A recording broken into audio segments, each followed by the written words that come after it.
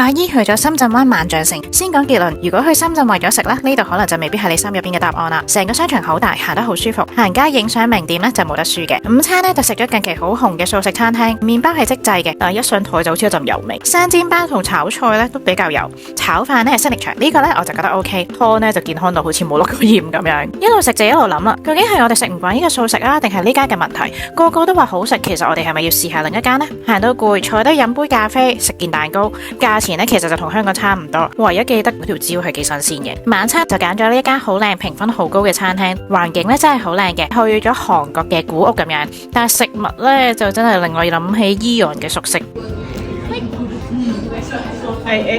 要望翻呢邊。